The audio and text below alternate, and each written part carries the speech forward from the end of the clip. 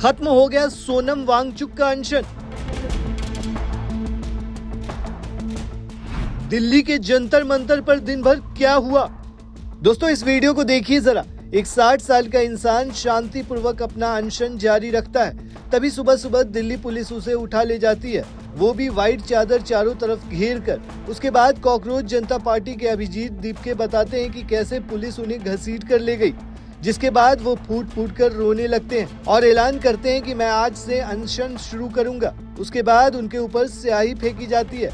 इस दौरान बवाल मच जाता है। वहीं स्याही फेंकने वाले को भी लोग पकड़कर पीट देते हैं, उसका भी वीडियो वायरल है। दूसरी तरफ सोनम वांगचुक को जब हॉस्पिटल ले जाया जाता है तो उनकी वाइफ को फोन तक अंदर ले जाने नहीं दिया जाता है। अब इस मामले पर भयंकर बवाल मच गया है। लोग सवाल कर रहे हैं कि 20 दिनों से भूख हड़ताल पर बैठे सोनम वांगचुक से आखिर सरकार की ओर से कोई मिलने या बातचीत करने क्यों नहीं पहुंचा। वहीं दूसरी तरफ एक पीएम मोदी का वीडियो वायरल हो रहा है 5 जून 2011 का। उससे ठीक एक दिन पहले यानी 4 जून 2011 को बाबा रामदेव अनशन पर बैठे थे, जिसके बाद पुलिस उन्हें उठाने के लिए आई, जिसमें वो सलवार कमीज और दुपट्टा पहन करके भाग रहे थे। इस मामले पर जो पीएम मोदी ने कहा था वो वीडियो फिर से एक बार ट्रेंड कर रहा है, आपको वो भी दिखाएंगे। सबसे पहले सुनिए अभिजीत दीपके ने क्या कुछ कहा। अपना अनशन शुरू कर रहा हूँ।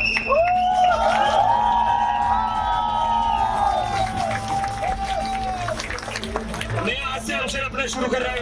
हमारा 20 जुलाई का मार्च भी होगा और मेरा अनशन भी जारी रहेगा। इन लोगों को लग रहा है सोनम सर को अंदर करके इस सोनम सर को यहाँ से उठाकर आंदोलन खत्म कर सकते हैं। आंदोलन खत्म नहीं होगा। वहीं दोस्तों सोनम वांगचुक के साथ 20 दिनों से भूख हड़ताल पर बैठी आयसा की अध्यक्षा नेहा ने क्या कुछ कहा, वो सुनिए जरा। दिल्ली पुलिस की डेमोक्रेटिक पीसफुल प्रोटेस्ट को बाय फोर्स खत्म करने की कोशिश शर्मनाक है। एक तो ये सरकार 21 दिन से भूखे बैठे हुए आम स्टूडेंट्स और सोनम वांगचुक के ऊपर कोई संज्ञान नहीं लेती है, और ऊपर से हमारे हंगर स्ट्राइक के 21वें दिन फोर्सफुली मारपीट करके हमें हॉस्पिटल में भर्ती कराने की कोशिश होती है। दोस्तों सबसे पहले तो आप इस वीडियो को अब देखिए। स्टेज से वीडियो बनाया गया है, कैसे कुछ लोग स्टेज की तरफ अचानक बढ़ रहे हैं। अब ये वाला वीडियो देखिए, कैसे चादर से चारों तरफ से दीवार की तरह बना दिया गया ताकि अंदर की वीडियो ना बन सके। अब जरा वो वायरल वीडियो देखिए जिसमें कॉकरोच जनता पार्टी के अभिजीत दीपके पर स्याही फेंकी जाती है। स्याही फेंकने के बाद कुछ लोगों ने उस लड़की को पीट दिया, जिसका वीडियो वायरल हुआ। देखिए जरा।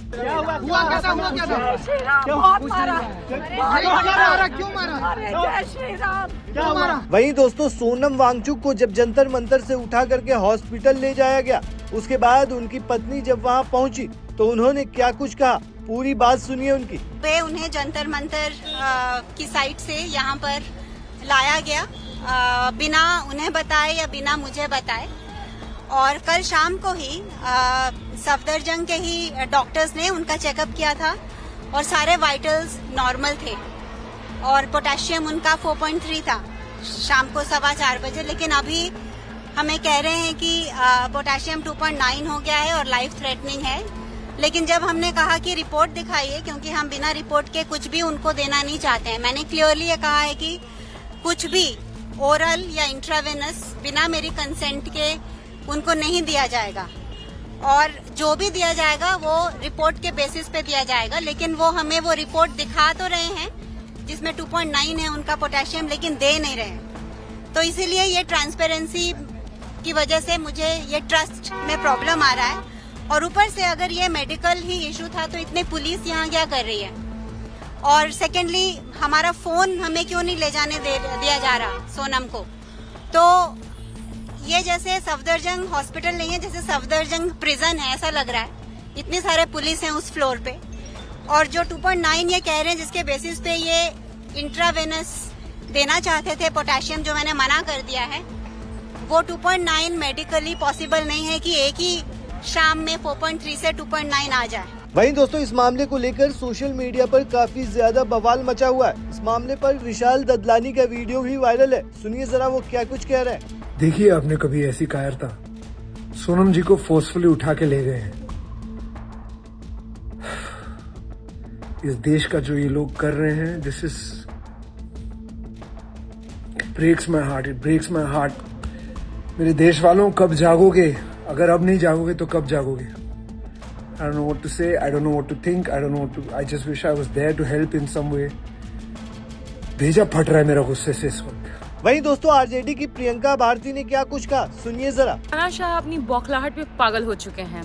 पहले 700 किसानों की शहादत, जो छात्र पेपर लीक का विरोध कर रहे थे उनका सर कपाट फोड़ना, और अब दिल्ली में जंतर मंतर पर एक भूख हड़ताल पर 20 दिन से बैठे हुए व्यक्ति को, निहत्थे व्यक्ति को, जो संवैधानिक तरीके से प्रोटेस्ट कर रहे थे देश के युवाओं के लिए, देश के भविष्य के लिए, पेपर लीक्स ना हो उसके लिए, उनको उठा लिया गया है। आंदोलनकारी अभिजीत दिपके दलित समुदाय से आते हैं। उन्होंने कहा है कि उनको मारा पीटा गया है। ये कौन सा तरीका है? दिल्ली पुलिस कह रही है कि हमने कोर्ट का ऑर्डर फॉलो किया। कोर्ट ने तो कहा था कि उनका हेल्थ पे ट्रैक रखना है, हेल्थ अपडेट लेते रहना है। कोर्ट ने उठा लेने के लिए कहा था क्या? तानाशाह पूरी तरीके से अपना आपा खो चुके हैं, वो पागल हो चुके हैं, क्योंकि उनको समझ नहीं आ रहा है कि देश में समस्याएं क्या चल रही हैं। आपके इसरो के साइंटिस्ट इसरो छोड़ के जा रहे हैं। एक वैज्ञानिक अनशन पर भूख हड़ताल पे बैठा हुआ है, कई स्टूडेंट्स वहाँ पे बैठे हुए, उनसे घबरा रहे हैं। समस्याओं का पता कैसे होगा इनको?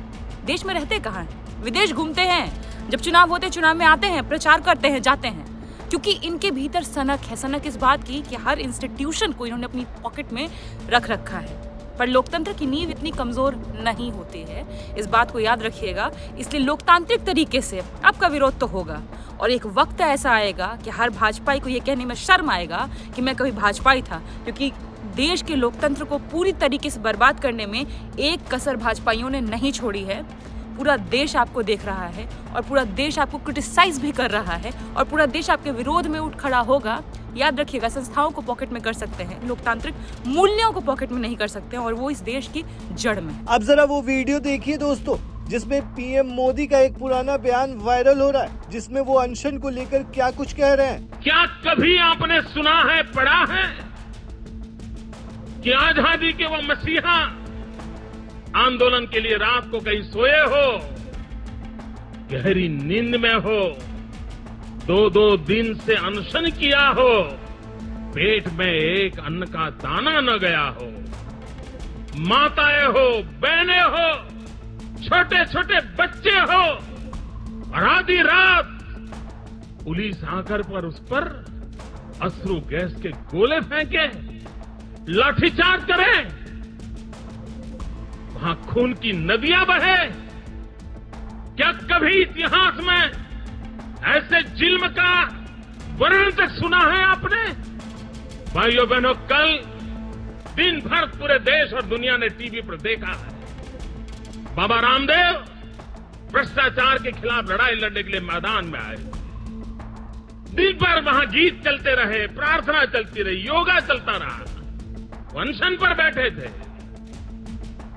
एक साथ एक मंच पर इतनी बड़ी तादाद में अनशन पर शांतचित्त बैठना, यह भी एक वर्ल्ड रिकॉर्ड की घटना थी। कल 3.5 करोड़ से ज्यादा लोग टेलीफोन पर मिस कॉल करके अपना समर्थन घोषित करे, ये दुनिया की सबसे बड़ी घटना थी। सब कुछ शांतिचित्त चल रहा था।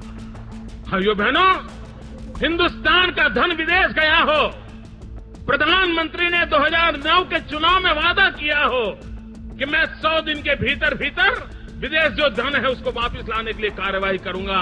2 साल हो गए, हिंदुस्तान के प्रधानमंत्री चुप बैठे हो, और अगर एक सन्यासी आवाज उठाए तो उस पर लाठियां बरसाई जाए, निर्दोष माताओं बहनों पर लाठियां बरसाई जाए। और भ्रष्टाचार के खिलाफ लड़ाई है तो सरकार में जितने लोग होते हैं सबको परेशानी होनी चाहिए। जो भी सरकार में है सब डरने चाहिए भ्रष्टाचार से। क्या कारण है?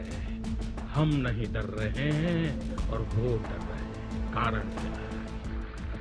और डॉक्टर मनमोहन सिंह जी, ये बात अब देश मानने को तैयार नहीं है कि आप इसमें कहीं नहीं हो। ये सारे जुल्म आपके प्रधानमंत्री पद के नीचे हुए हैं, आप सीधे सीधे जिम्मेवार हो। आप सीधे सीधे जिम्मेवार हो। और दिल्ली में पुलिस मनमोहन सिंह जी के अंडर में है, शीला दीक्षित के अंडर में नहीं है। ये जुल्म दिल्ली की सल्तनत ने किया। डॉक्टर मनमोहन सिंह जी, ये आपका भोला भाला चेहरा हर संकट के समय कह देना कि मुझे मालूम नहीं, मुझे पता नहीं, मैं जानता नहीं, ये बचने के खेल अब ये देश माफ नहीं करेगा। आप पूरी तरह जिम्मेवार हो, ये जुल्म के लिए आप जिम्मेवार हो। और प्रधानमंत्री पद पर बैठे हो तो अपनी हैसियत के दर्शन कराइए, हमें अपनी ताकत का परिचय करवाइए। अगर आप इसमें नहीं हैं तो देश की इच्छाओं का जवाब दीजिए। फिलहाल दोस्तों ये मामला आज काफी ज्यादा सुर्खियों में है। इस पूरे मामले पर आप क्या कहते हैं हमें कमेंट में जरूर बताएं।